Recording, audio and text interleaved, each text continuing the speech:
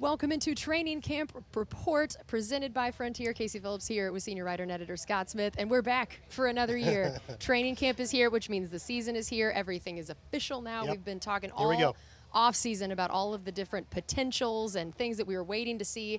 Now we're finally here. We get a chance to watch all the new guys, the returning guys. There is so much to talk about. And so as always, we're going to be giving you guys looks at practice and what is happening behind us, talking about every topic that pertains to the Buccaneers. And of course, recently there was some pretty breaking news reports that are out there. We can't officially say anything from the Buccaneers yet, but you know, we're pretty sure everybody's probably seen some reports floating around in the last 24 hours. Casey, you can't blank. You know, we thought Kyle Rudolph was going to be the big pre-camp story, and you know, a day or two later, it's back page news because now, reportedly, and this is what we always have to say in these situations, there are reports that are credible that the Buccaneers will be signing Julio Jones imminently, the longtime Atlanta Falcons receiver, who, by the way, do you know who Julio Jones has, amongst all his opponents, has his most catches against?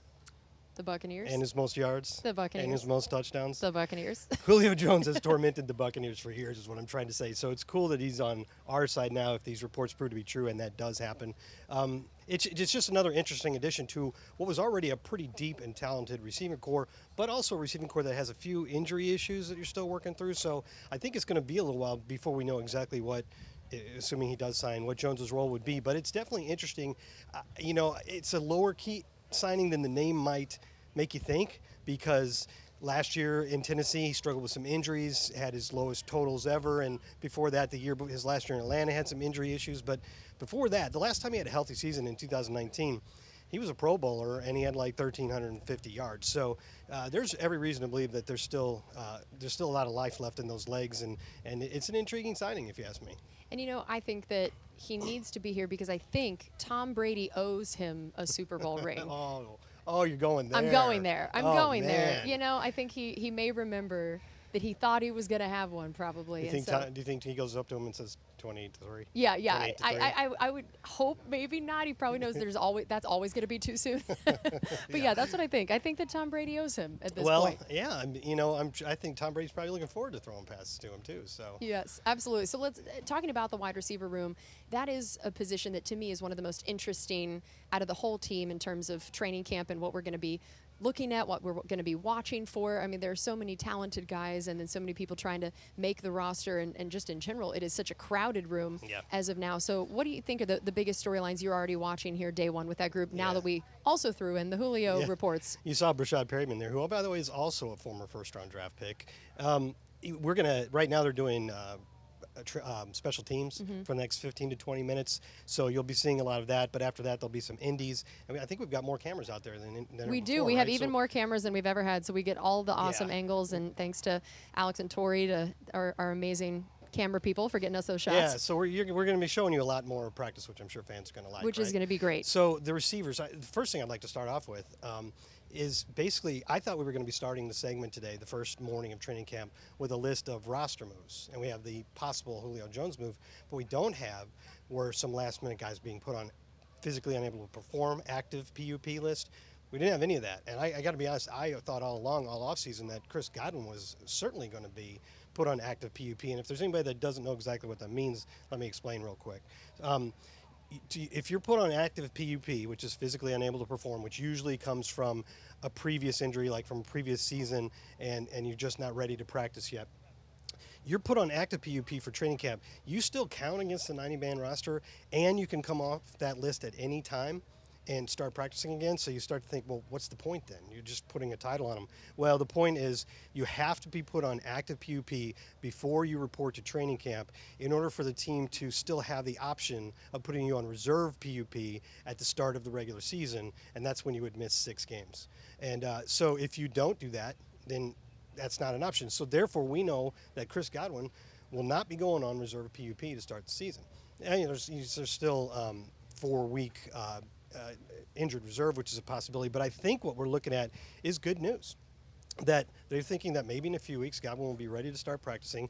And since he's not on PUP, there's a few more things that he can do during practices and around the building, like he can do walkthroughs. You couldn't do that if you were on PUP. So to me, this is an optimistic turn of lack of news for all of us that we're hoping that Chris Godwin has a shot to be ready for week 1. Okay, and then now, we wanted to start off with a lot of the schedules that we know we're going to have plenty of time during all of these shows to talk about every position group and everything going on. So this first day, we figured we'd kind of give people a recap of some of the things coming up schedule-wise, both preseason, regular season, primetime games, all of that. So let's go ahead and start with the preseason.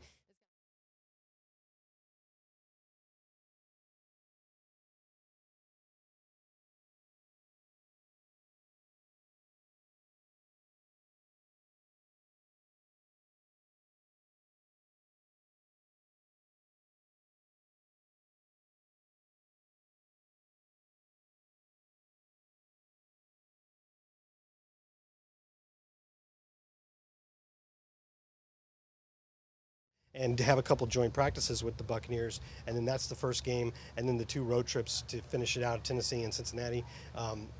It's hard to say what we're going to see in those games because we don't know what our opponents, who they're going to play, and so on. But it's good. We know just a couple years ago there were no preseason games, so I know the coaches like the fact that they're back and they at least get some live action for all those guys trying to make the roster are definitely going to appreciate that. And I do like that we get 2 different teams worth of joint practices. Yeah. I think that's always nice because you see that guys get very tired of hitting each other, and it's always nice to have somebody else break up the monotony a little bit there. And then how about the regular season schedule? We're going to pull up that graphic real quick here and take a look.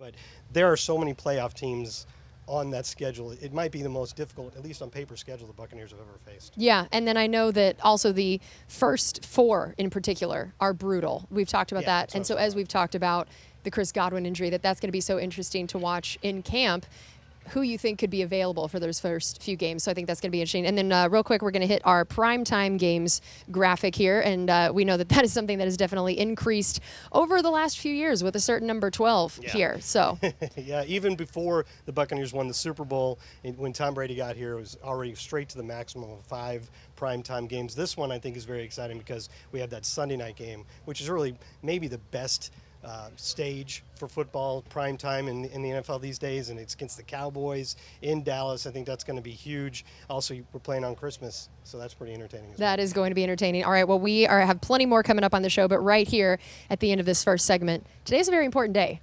I don't know if you're aware of this, but it is National Chicken Tender Day, which I think should be a federal holiday. Maybe they should have one of those every week. I think they should. I completely agree. The way my diet is, I already operate that way. And thankfully, PDQ, our amazing partners here, they are the official chicken tender of the Buccaneers, which I love that we have that.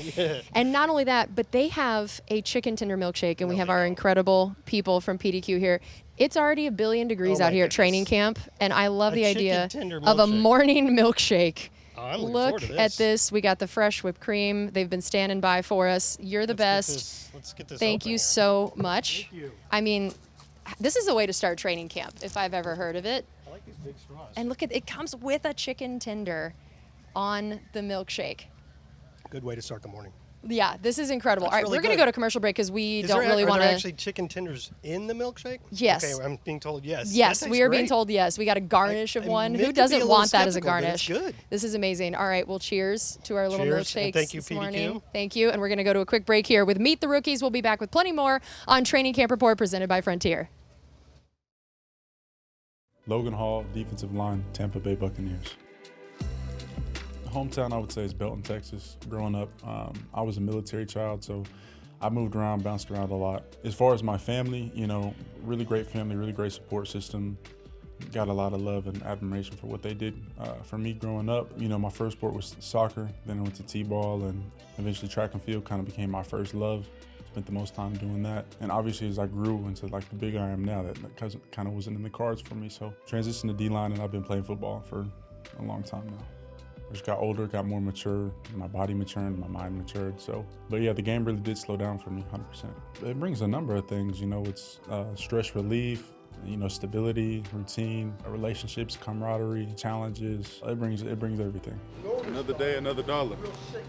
It's good to be home. Really excited to, get sacks, but really excited, to work with guys like Vita Vea, Will Golston, a lot of the outside backers we have. I think we have a lot of talent amongst the rushers from a technique standpoint.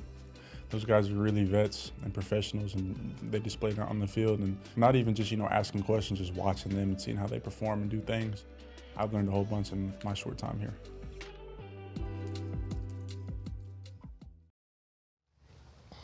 Welcome back into Training Camp Report presented by Frontier. We just got a chance to hear a little bit from Logan Hall, one of our new additions. We thought, again, this first day of training camp, such a good time to remind everybody of all the new additions. This is something that I feel like last year we hardly even had to talk about because they just practically brought back the entire same roster. Now, we do have some new additions, not only just in rookies that have been drafted. We got undrafted guys. We got free agents. We got people that have been brought in. So let's start with just in your mind, the meet the crew, meet the team. What are some of the biggest new additions that come to your mind?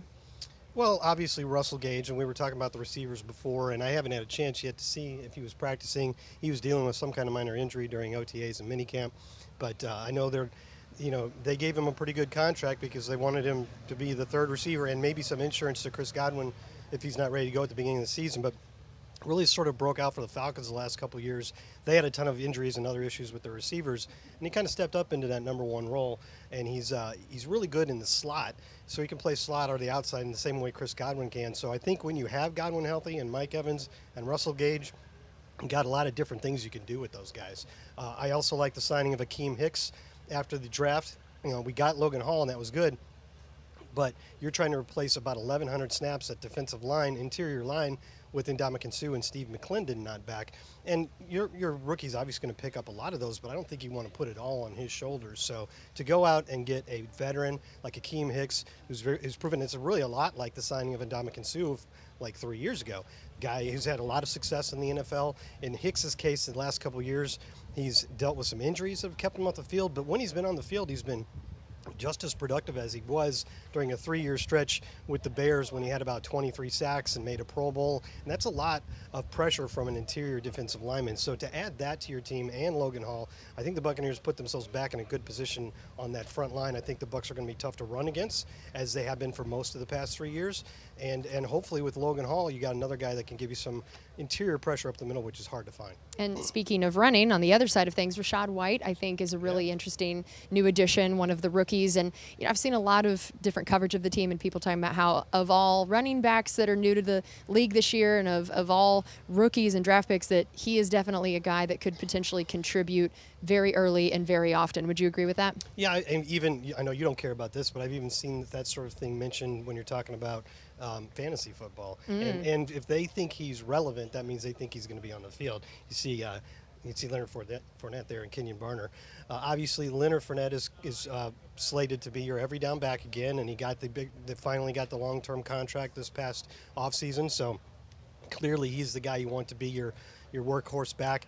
But Rachaad White is a really good pass catcher, and he's really electric in the open field. So there's a lot of things that you can do with him. I think he's going to be a great complement to Leonard Fournette. And you still have guys like Keyshawn Vaughn and Giovanni Bernard. So there's a lot of talent there. It'll be interesting to see how it all shakes out. And Luke Gettyke, another new addition that I think is going to be really interesting for people to hear about. And I know that in our last segment, we're going to talk a little bit about position battles, but I'm sure that is one of the guys and one of the battles that we'll be talking about. But overall, what do you think you like about Luke Gettyke and the potential for him to make an impact on this team? Well, listen, Luke Gettyke was a second-round pick, and I went back through the last 20 years or so, and if you're an offensive lineman drafted by the Buccaneers in the first or second round, you end up starting pretty soon. I mean, that's just the history of it. Think of Donovan Smith and Ali Marpet and a lot of guys like that. So my point being, not that just because he's a second-round pick he's going to be starting, but that if you're picking a offensive lineman in the first 2 rounds, you probably expect him to be a starter. Whether that's day one, whether that's midway through the season, whether that's next year, we'll see. But he's going to come in and have a very real shot to fight for that left guard spot left by the, unfortunately for us, retired Ali Marpet. Fortunately for him, I'm sure he's enjoying life. But that's a big thing right there. And you got to, not only are we looking to find a new starter there, but he needs to get chemistry with Donovan Smith there, and then there's Aaron Stinney next to him, who's one of the main guys in the competition, and then with your Pro Bowl center, Ryan Jensen. So to me, you want that battle to be a tough one because both guys, or maybe 3 or 4 guys, are doing really well, and it's hard to decide. But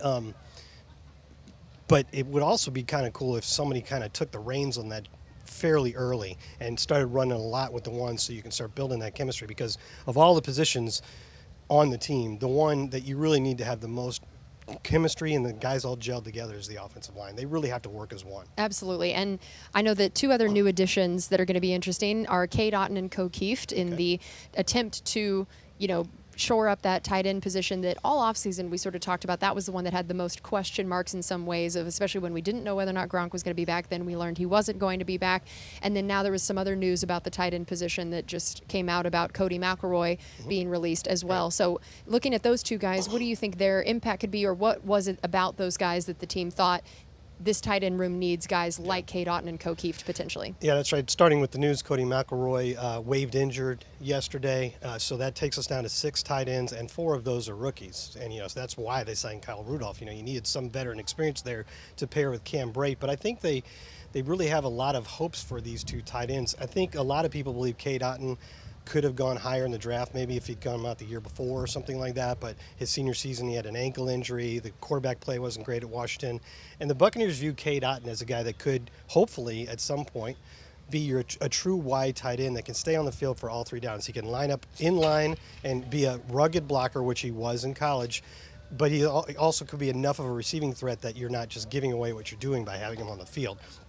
So in the long run, you could be looking at 2 tight end sets with like Otten and Cam Brate, things like that. And then Kieft, just maybe one of the best blockers in all of college football last year, and that's what he loves to do. And maybe they can get something out of him in the passing game, but there's room to have, a lot of NFL teams have, one of their tight ends is just a very, very good blocker. So I know he's a 6th-round pick, a late 6th-round pick, but I think there's a chance he could carve out a role. The other 2 guys are undrafted free agents, Ben Bice and J.J. Howland of Wisconsin River Falls and Yale, respectively. And, those guys will have a shot. But if you keep 4 right now, it would, with Cody Mcelroy no longer in the picture, it would look to me like Brate, Kyle Rudolph, and the 2 draft picks.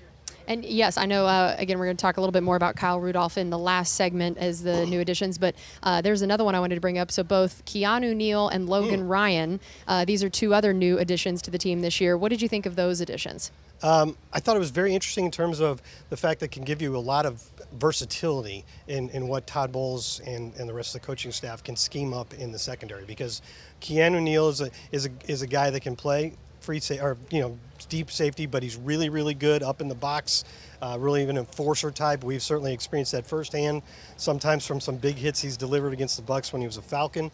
And then Logan Ryan can just play all over. In his career, he's played slot corner, he's played safety. And then you have Mike Edwards, who's also very versatile and will be trying to nail down the job that's vacated by Jordan Whitehead, who went to the Jets. But he can also play in the slot. So I think you can do a lot with these guys. And I know we'll look at it later when we're looking at position battles, and it may look like, next to Antoine Winfield, you got Mike Edwards and Logan Ryan and Keanu Neal all battling for one job. But I don't think it's going to be as simple as that. I think they're going to have different packages and different ways to utilize these guys, and they'll probably find a way to get them all on the field in one way or another. All right. Well, we are going to take another quick break and talk more in this break about one of those guys we talked about. You're going to meet Otten, and then we'll come back and talk about those position battles we brought up a little bit and get into them even more. So here's Otten. Otten, tight end, Tampa Bay Buccaneers. I was born and raised in Tumwater, Washington, just about an hour south of Seattle. Loved playing sports. My dad was a football coach, my mom was a PE teacher, and my grandpa was the head coach at our high school for 43 years. And so grew up around the game, was the water boy for the high school starting in kindergarten. Just loved playing catch with my dad in the living room, watching NFL Network. I don't think that was super common for 4-year-olds to watch, but that was my program of choice for the most part. My dad was a huge competitor and taught me a lot about football, and being able to watch my grandpa and just grow up in a competitive setting, especially around football. I loved every second of it. Right away it was difficult, this being my first major injury. No matter what the obstacle is, you always have a choice, whether you can either quit or go to work. And so just from the very beginning, I've decided I'm just going to work as hard as I can to get back on the field to contribute to the team as much as I could. And I want to work really hard with the trainers. They've been amazing. Just so many great resources here to heal and get better. And then on the field, I want to help the tight ends as much as I can, help the offense as much as I can, and then just bring energy to the whole team. And so just a mindset thing, and some days are harder than others, but just really got to be intentional about what you're doing and what the goal is. And here it's to win a Super Bowl. Welcome back into Training Camp Report presented by Frontier. Casey Phillips here with senior writer and editor Scott Smith. Time for our final segment of today's practice, and we've gotten into it a little bit throughout this show, but position battles, that is what training camp is all about, right? You're forming the final roster, and you're seeing who's going to have the starting role, backup roles, who's going to get a role. And so we wanted to go ahead and take a look at this graphic here that shows some of the major battles going on. So tell me what made you pick these different groups, and of them, what gets you the most excited to watch? Yeah, and we brought this one back. We talked about it some weeks ago, but it's obviously really relevant now that we're starting training camp, because you're not really battling in OTAs and mini camp and all that. And the coaches will tell you that. You're setting the foundation for everybody, and now you start to battle. And I want to just clarify that not all of these are straight one-to-one. One guy's going to start, one guy's going to not. Some of them are battles, like the first one there is a one-on-one battle to replace Ali Marpet in the starting lineup. But when you look at like defensive line, it's more like, how are the Buccaneers, who's going to get more snaps out of Logan Hall and Akeem Hicks? How are they going to work those two guys together? Is one of them going to start, one of them going to be in reserve, and so on? We just talked about the shortstop battle there, and a little bit about the running back battle. Tight ends, we mentioned that a little bit. I think I've said it before, and I said it a little bit at the top of this show. To me, the most intriguing position, this is not uncommon for a training camp, the most intriguing position is wide receiver. I mean, you got so many storylines there, and that was true. In fact, I wrote a story about that, pointing out all the different storylines and intrigue and characters. And that was before we reportedly signed Julio Jones. You got Mike Evans, who obviously is an established superstar. That's where it starts. And you want to start with a superstar if you're going to say it's a great core. And he has already had 8 straight 1,000-yard seasons to start his career. Wants to make it 9, but also was saying in minicamp that he's really honed and changed and through kind of perfected, or he's always trying to perfect his routine to get himself in the perfect shape and be at the exact weight that he wants to play at. So I think he's coming into this season thinking he's ready to dominate once again. So You got that. You got the Chris Godwin injury intrigue. You got Russell Gage. How's he going to build chemistry with Tom Brady? You got Devin Tompkins, the undrafted rookie who Coach Todd Bowles called out as somebody who really stood out during the spring practices and somebody he really wants to see compete when we get to training camp. There's others, but I don't have to drone on forever. Right. That is an incredible group. And then I would say after the wide receivers, which one is the most intriguing? Because what I do love is the wide receiver group is at least one that is a fun battle to watch in training camp, because it is a little bit easier to see, even with non-contact, watching them run their routes, watching the one-on-one drills, all of that. That's why, we love that. So there are certain positions it's a lot easier for us to watch a battle than sometimes some of those interior battles. It's a little harder to tell who's and your winning eyes follow the ball anyway. Exactly. So outside of wide receiver, the one that's going to be the most fun for us to all watch and track, what are the others that you think are the most important to this team? I can't remember if I included it on that graphic, but I should point out that there is a one-on-one kicker battle that's about to begin. That's true. Nope, I didn't even have it on there. Look at that. There are too many battles Maybe it's this cut camp off to by the fit on a bottom of the graphic. screen. Too many battles to handle. You have Ryan Suckup, who the Buccaneers signed really a week before the 2020 season because they had Super Bowl aspirations. They had Matt Gay, who was going through a little bit of inconsistency, and they just didn't want to leave it in a position where you have this great Super Bowl-worthy team and you lose a couple games because of kicking problems. Ryan Suckup came in, was magnificent. Matt Gay, by the way, has rebounded awesomely and is the kicker and won his own Super Bowl and was in the Pro Bowl. So great for everybody involved. But Ryan Suckup had a phenomenal season, only missed a few kicks the whole season in the Super Bowl season. It was good again last year as well. There was maybe a little bit of an issue with a lack of range. The longest field goal, he only tried one of over 50 and didn't make it. His longest field goal made was 48 yards. So you got Jose Borregales, the undrafted rookie out of Miami that you signed last year and put on your practice squad. He stayed there all year. We used that practice squad protection option on him almost every week, indicating we wanted to keep him around. And I think the whole point of that was get a good look at him, see how he does, and if he is a potential NFL kicker, it becomes a straight-up battle in this year's camp, and the coaches have said so. This is a straight-up battle between Borregales and Succop. Now, I generally think a guy who's never kicked in the NFL, to be comfortable going with him over the proven veteran, he's going to really have to do well. And Coach Bowles said what really matters is how they do in the games. All right, well, that is going to do it for us on our first edition of Training Camp Report presented by Frontier of this season. We are going to be back every time they have a practice to show you look-ins and show you everything that's going on if you can't make it out here yourself, and all of the different topics and coverage of it as well. So again, we'll be back tomorrow morning for another edition of this, so make sure you check it out then. We'll see you tomorrow.